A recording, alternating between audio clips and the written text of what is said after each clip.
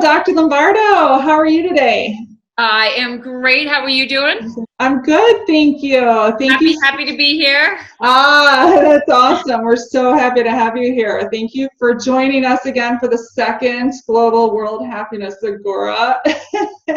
And we need it now more than ever. I know. Yeah, absolutely. The world definitely needs to learn how to spread happiness, create a happiness virus.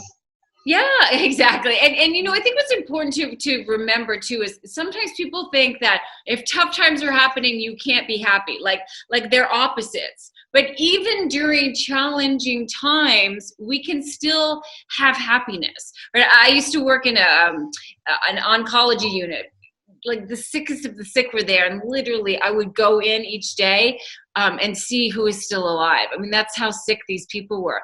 And yet we had a lot of happiness and laughter and gratitude even amongst challenging times. So despite what's going on in the world and how our media may be trying to make it even worse than it really is, we can still focus on happiness, and there's really power in happiness. Happiness is not only an emotion, it's not only a mindset, but really it's an energy. And we know from the research, and I get a little geeky sometimes, so just deal with me, but we know that from the research that when we are happier, not only is our circle of friends happier, people with whom we come into contact, but the people who they come into contact is also happier. So it's a really powerful tool to start to change the energy of what is going on in this world.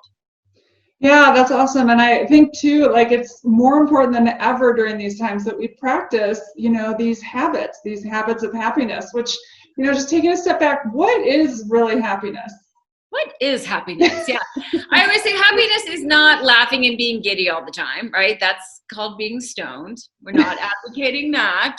Happiness starts with, we think of it as an emotion, and it is, but it really starts with our mindset. How do you view the world, right? And we can view the world in different ways. So I have my phone right here, and if I said, what does my phone look like? I can't really see, but you might say it's pink. And I'd be like, it's not pink at all, because from my side, I have all these texts, right? There's no pink here. It's really a perspective. It's not that there's one right way or wrong way, but it's a perspective of how you see other people, how you see the world, and really, first and foremost, how you see yourself, because what goes on up here impacts what goes on out there. And I like to think of happiness, use the word habit. I like to think of it as a skill. And it's a skill because, sometimes people say happiness is a choice. And okay, yeah, happiness is a choice. And if you choose to be happy, you have to know how to do it, right? My grandmother, she was a psychiatric nurse, and in all fairness, she was a little batty. Most of us in mental health, we're a little batty. She was definitely a little batty, but she was an amazing piano player. And even though she never graduated from university, she taught a college course that she called How to Play the Piano Despite Years of Practice. Right? How to play the piano despite years of practice. So she would work with her students to get rid of the skills that they had, kind of those habits that they had acquired that didn't work. She would teach them the skills that did work, and then they would practice. And as you can imagine, if you get rid of what doesn't work, you learn what does work, and you practice what does work, you cannot help but get better at playing the piano. It's impossible not to get better.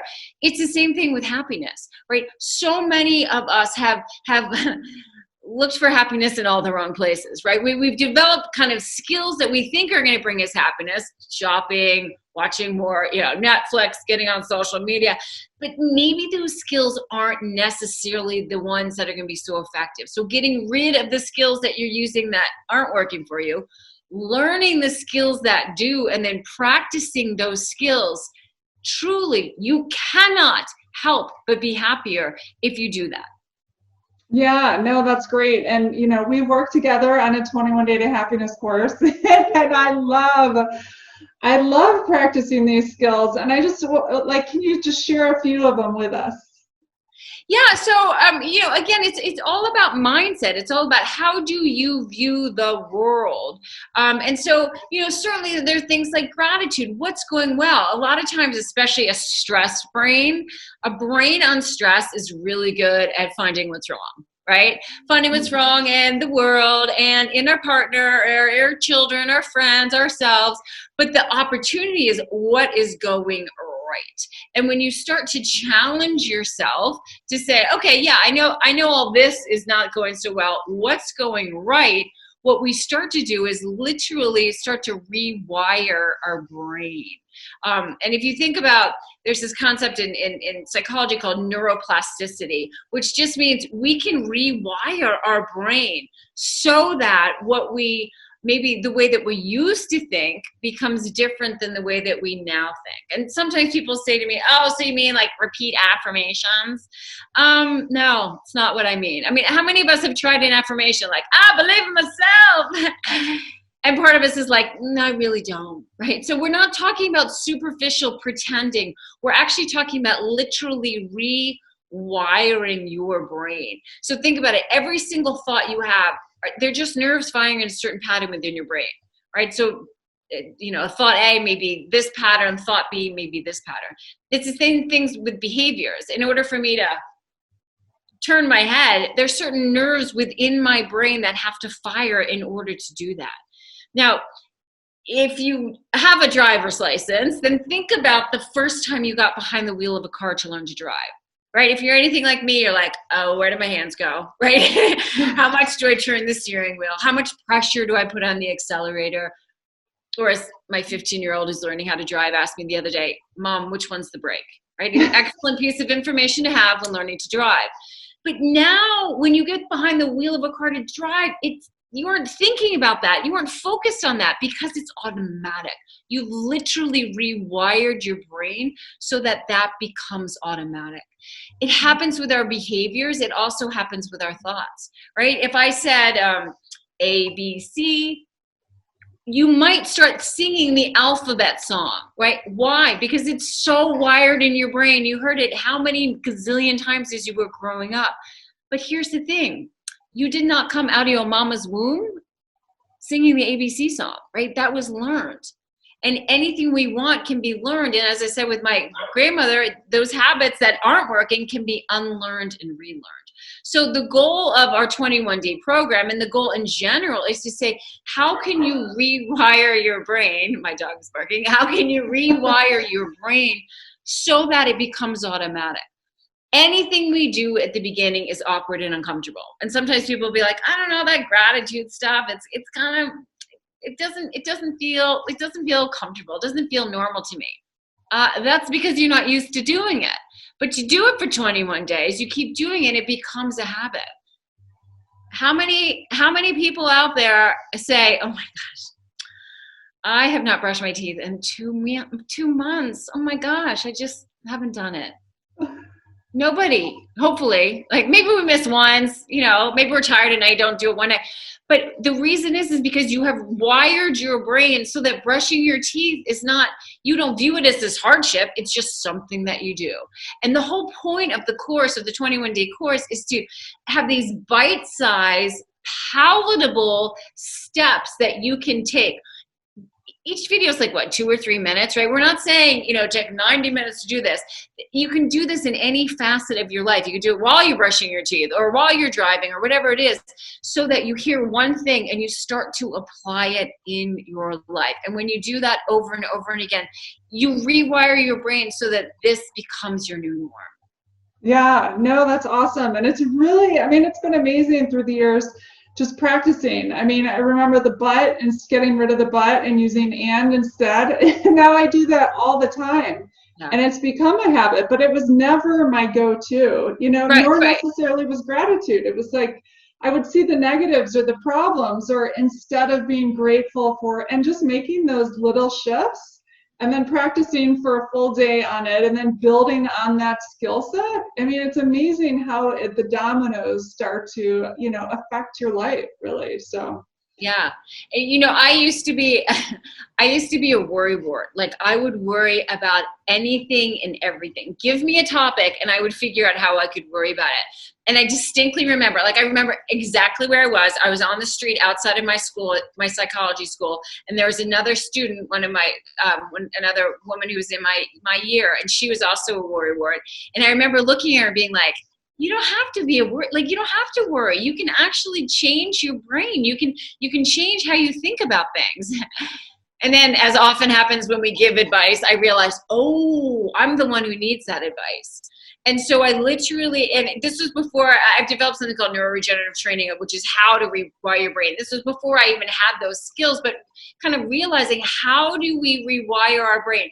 Just because this hasn't been part of your everyday, way of viewing things doesn't mean you can't change it. The goal is, one, to want to do it, right? And then two, to take these really small steps that get you in the right direction so that they become your automatic. Yeah. And is there an age for happiness? Like, is there an age you cannot learn to be happy anymore? No. Yeah. There isn't, because our brain, unless you can't take in new information. Right. Yeah, no, our brain is constantly learning and evolving into latter years. Yeah, I'm not even going to say age, but into latter years. So yeah, it's just like you can learn a language at any time, right? Is it easier when you're younger? Yeah, but you can do it when you're 80 and 90 still, and that can become rewiring your brain so that it becomes your new automatic. Yeah, no, I love that. And I love practicing all the habits and the lessons on a regular basis. The skills, the skills for happiness. Yeah, well, they become our habits for sure. And sometimes people are like, oh, that gratitude, come on. Like, I know about gratitude. Okay, great. Do you apply it? Right? Most people know working out is a great idea. It doesn't get them into shape unless you actually do it, right? Yeah. And the thing, I have a saying, it's not rocket science, it's rocket fuel, right? So some of the things in the course, or some of the things when it comes to happiness, like gratitude, it's not rocket science. It's not like, oh my gosh, are you telling me if I feel grateful, I'm going to be happier? Of course, we know that. It's not rocket science, but it is rocket fuel. And by that, I mean, if you think about rocket fuel, can literally take something from the earth to the moon, right? It can change anything. That's what these strategies can do. They can really change your life. And the beauty, we talked before about the benefit of happiness in terms of helping the people around us and the people around them. But happier people are more successful in general, right? A lot of times people think, I'll be happy when, right? I'll be happy when I lose weight. I'll be happy when I make money. I'll be happy when I get married. I'll be happy when I get divorced. Whatever it is, we think it's going to be these external events that allow us to be happier. But the research shows, again, I'm geeking out, the research shows it's the opposite. When we are happier, we actually have healthier bodies, right? A happier person lives about 7 to 10 years longer. When we are happier as individuals, we have better relationships. Right? I don't know about you, but when I'm not feeling happy, I'm not so pleasant to be around, right? Like my poor husband, my children don't want to be with me. But when I'm good, when I'm happy myself, then I can be more loving and see the positives in other people. Happier individuals, happier employees are much more effective, right? We know there's an increase in sales and 27% increase in productivity by 21%. All kinds of great things happen when we are happier. So instead of waiting for something to happen to be happier, the opportunity is to start focusing on your own happiness now and notice how that plays out in your life. Yeah, great point. And I think now more than ever, is when we're in times of serious stress, significant stress, chaos, uncertainty, that's when I really need to buckle down on my happiness and practice my skills and be very intentional about them and get support around them, because I can tend to focus on the negative and go down that cycle of worry and fear and chaos. But really, like right now, everything is good and I have plenty of things to be grateful for. And yet I need to be reminded of that. And it's these times where I need to practice even more.